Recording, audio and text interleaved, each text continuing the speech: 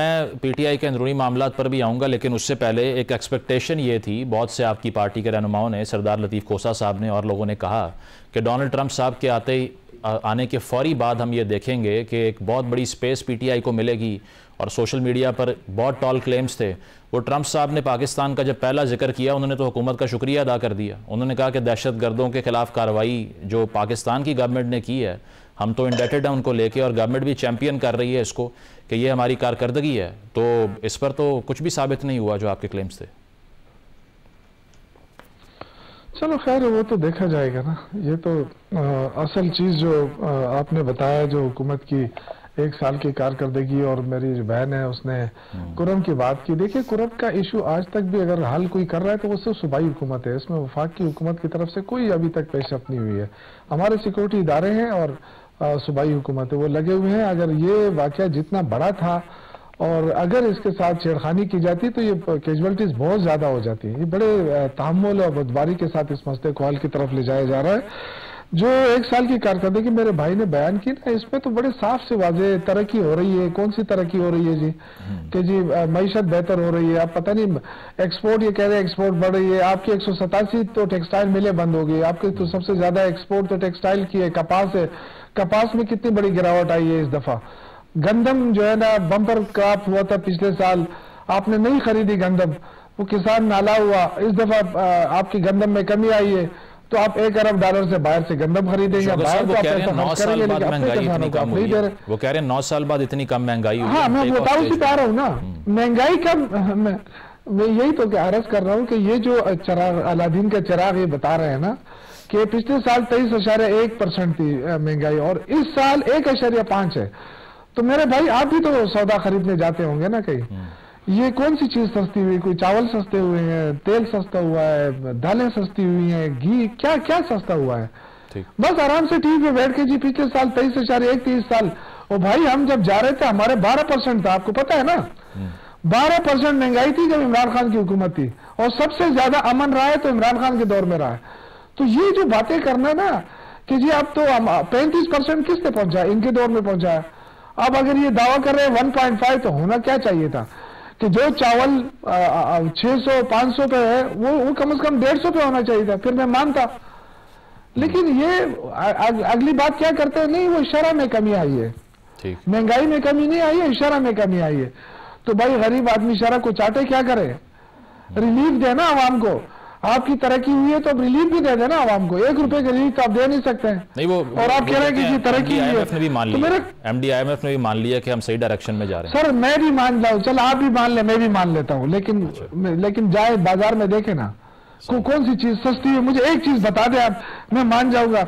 ये जो स्कैंडल की बात हो रही है, 60 अरब का जो स्कैंडल निकाला है वाडा ने, ये वाडा ने खुद कहा है कि मैंने जब पब्लिक अकाउंट वो जो कमेटी बनी है इनकी, कहते हैं मैंने इस कमेटी को लिखा कि मैं ये डिस्कस करूंगा, ये मैं डिस्कस करूंगा। जब वो डिस्कस करने पे आई ना तो उन्होंने इसको डी नोटिफाई किया, वो कर दिया, वो वापस कर दिया इसको।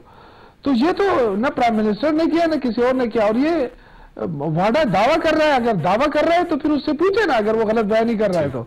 ये पीका का कानून बना है ना कि जो झूठ बोलेगा, गलत बयानी करेगा, उसके खिलाफ एक्शन ले। सही।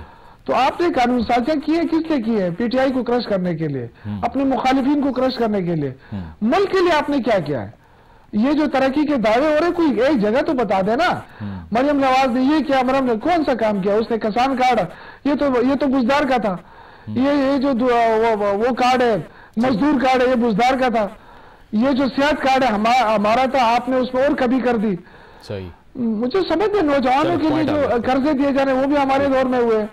ठीक है। तो कोई नई चीज बताए ना। सही। शर्मिला साहिबा, इसके अलावा एक और जो एजेंडा में शामिल था या जो मंशूर में शामिल था पीपल्स पार्टी की एक चीज़, वो ये था कि काबीना को जो है वो शॉर्ट रखा जाएगा और उस पर एक्सचेकर पे बर्डन नहीं डाला जाएगा। अब हमने ये देखा कि वज़रा की तादाद अब 50 तक पहुँच गई है। जरदारी साहब ने हल्फ लिया रिसेंटली, अभी 3 और वज़रा ने हल्फ लेना है अभी। तो एक तो ये सूरत हाल के काबीना की एक्सपेंशन, इससे आपको नहीं लगता कि पीपल्स पार्टी का पॉलिटिकल कैपिटल भी डैमेज होगा, क्योंकि आप भी विफाक में दिखाई देते हैं? और दूसरी चीज़ ये कि एक तनकीद आप पर यह भी होती है कि जो मुश्किल जॉब थी, यानी कि जो हुकूमत की ईवानों में लोग बैठे हुए हैं, या फिर जो वो मिनिस्ट्रीज़ जो बहुत चैलेंजिंग हैं, उसको आपने अवॉइड कर दिया, आईनी ओहदे ले लिए, और अब तनकीद करना आपका बनता नहीं है। इसलिए जी पहली बात तो ये है कि अगर पीपल्स पार्टी होती तो आईनी तौर पे काबीना छोटी रखती, और कुछ चीजें होती है ना जो ऑप्टिक्स के लिए भी गलत होती हैं। काबीना को स्वेल कर देना with 50 numbers, again optically it is not good for this government. क्योंकि देखिए ना, जिस तरीके से अभी यूसुफजई साहब ने बात करी, मैं उनकी बात की इस हद तक जरूर तायद करूंगी कि ऑन ग्राउंड हमें आवाम अभी तक नजर नहीं आ रहा। 40% लोग अभी भी पाकिस्तान में गुर्बत की सतह से नीचे हैं। एफबीआर को गाड़ियां खरीद के दे रहे हैं, बोनसेस दे रहे हैं, लेकिन 6 बिलियन का टैक्स शॉर्टफॉल है। तो देखिए ना, ये चीजें हैं जो ग्लेरिंग है। फिर आपने बात की थी स्ट्रक्चरल रिफॉर्म्स की, डाउन साइजिंग की, राइट साइजिंग की। तो सबसे पहले तो आप बताते ना कि जनाब हमने काबीना को राइट साइज किया। एक वजीर आराम से 2 से 3 वजारतें चला सकता है, उसके लिए अलग वजीर, स्टेट मिनिस्टर्स और इतने सारे एडवाइजर्स की जरूरत है नहीं। लेकिन चलें, ये भी एक मजबूरी है उनकी कि जनाब कोलिशन है, लोगों को साथ लेके चलना है। हम पे जब तनकीद की जाती है कि जी हम काबीना का हिस्सा क्यों नहीं बनते, तो हम यही कहते हैं कि काबीना का हिस्सा बनना हमारा एंड और बी ऑल नहीं है। हम चाहते हैं कि वजीर आजम साहब, जो कि पीएमएल से जिनका ताल्लुक है, वो अपनी मर्जी की काबीना लाएं, बनाएं और चलाएं हुकूमत, लेकिन अवाम को रिलीफ दें। देखिए इस वक्त जो, अगर अब इस वक्त आप देख लें, लेट्स टॉक अबाउट टुडे, इस वक्त भी जो गैस की कमी का सामना है सिंध के अंदर, जहां से गैस निकलती है, वहां पर इफ्तार और सहरी के टाइम गैस नहीं मिल रही। उस पर प्राइम मिनिस्टर साहब ने कहा है, तो ये तो हालात है जी। और कराची के अंदर जो है गैस, मेरे अपने घर में, मैं यहाँ बैठी हूँ डिफेंस में, आई डोंट हैव गैस। तो अगर एक रहमतों का महीना ही आपके लिए मुश्किल बन जाए कि वहां पर रोटी पकाना भी आपके लिए मुश्किल बन जाए, तो मुझे बताइए कैसे जिंदगी किसी की आसान होगी? गरीब आदमी तो बोल ही नहीं सकता ना।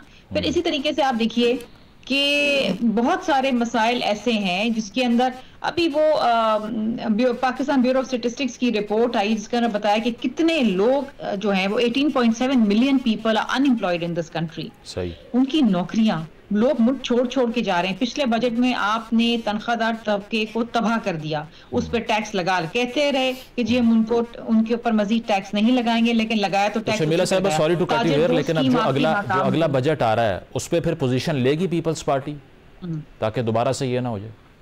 देखिए जी, हमने पिछले बजट के अंदर भी हमने बाइकआउट किया था, टोकन रिप्रेजेंटेशन दी थी, फिर बात कुछ मामलात कुछ बने, आगे प्राइम मिनिस्टर साहब आए बीच में। इस दफा भी हमारी जो तहरीरी हमारा मुआहिदा है, हम कहते हैं कि जनाब इसके तहत आप हमसे डिस्कस करें बजट मेकिंग, ठीक है, और अवाम को रिलीफ दें। हमारा जो मकसद और मतलब जमहूरियत चलाने का है और हुकूमत चलाने का है, वो यही है कि आप लोगों को हर हाल में रिलीफ दें। वो काम एक सोशल नेटवर्क का प्रोग्राम जो BISP जो पीपल्स पार्टी ने शुरू किया था 2008 में, वही चल रहा है, वही कामयाब है। उसके अलावा आप मुझे बता दें कोई और सोशल नेटवर्क का प्रोग्राम है कि नहीं? ठीक है, पॉइंट आ गया आपका। राना एहसान साहब, इसको शॉर्टली रिस्पॉन्ड कर दीजिए, मैं अगला सवाल करता हूँ। देखिए, बात यह है कि एक साल के अंदर जो चीज़ें इम्प्रूव हुई हैं उससे तो कोई जो है वो मुंह नहीं मोड़ सकता, और दुनिया भर जो है इसको रिकग्नाइज कर रही है। महंगाई की शरह 1.5% के ऊपर आना, it is a remarkable achievement in 1 year. अब जो चैलेंजेस हैं उसको हम एडमिट करते हैं। मैंने खुद कहा कि गुर्बत की शरह में इजाफा हुआ है, और जो जॉब क्रिएशन है वो जितनी डिमांड है, जितनी यंगस्टर्स आ रहे हैं जॉब मार्केट में, उस तरह जॉब क्रिएशन नहीं है।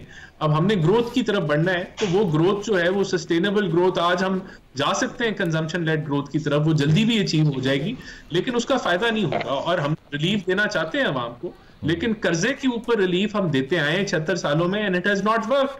वो मामला को और बिगाड़ देता है। तो ये सारे वो चैलेंजेस हैं जो हम जिनका इदराक भी रखते हैं और आगे लेके भी बढ़े। बिल्कुल ये आसान है पिन पॉइंट करना कि गुर्बत की शरह में इजाफा हुआ है, उसका सोल्यूशन क्या है? सोल्यूशन ग्रोथ है। कौन सी ग्रोथ? जो सस्टेनेबल हो।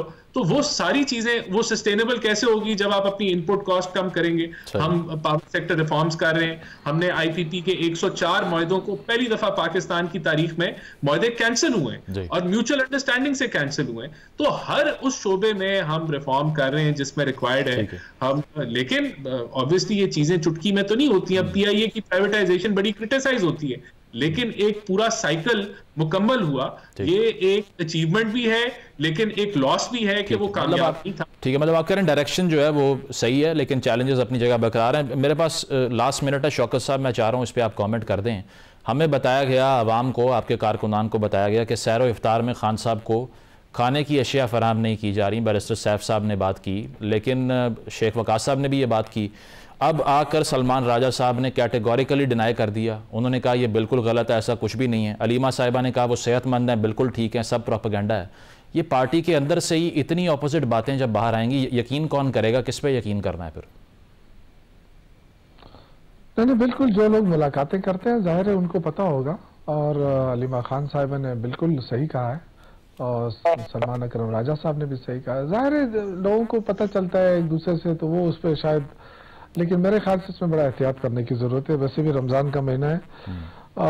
दूसरा मैं एक अर्ज करूं कि देखें सूबे के हवाले से कि सूबे को दहशतगर्दी का सामना है और बड़े अरसे से है, और अब चूंकि मुश्किलात ज्यादा बढ़ रही हैं क्योंकि हुकूमत की खामोशी है, अफगानिस्तान की तरफ से अभी तक कोई इस तरह के राब्ते नहीं हो रहे, उससे मुझे लग रहा है कि मुश्किलात बढ़ेंगी। तो कम से कम हमें सूबे को जो हमारा हक बनता है, 2000 अरब रुपए इस वक्त वफाक हमारा मखरूज है सूबे का, जो उसके NHP का है और मुख्तलिफ उसमें, तो वो 2000 अरब रुपए जो है वो हमें मिलने चाहिए ताकि हम अपने आप को स्ट्रेंथन करें और दहशतगर्दी का खात्मा भी करें। जहां तक फौज का ताल्लुक है वो तो हम सब कहते हैं, कुर्बानी तो रोजाना दे रहे हैं, रोजाना शहादतें आ रही है, लेकिन हमारी पॉलिसी उस हवाले से है कि अफगानिस्तान के हवाले से वो बड़े क्लियर होनी चाहिए।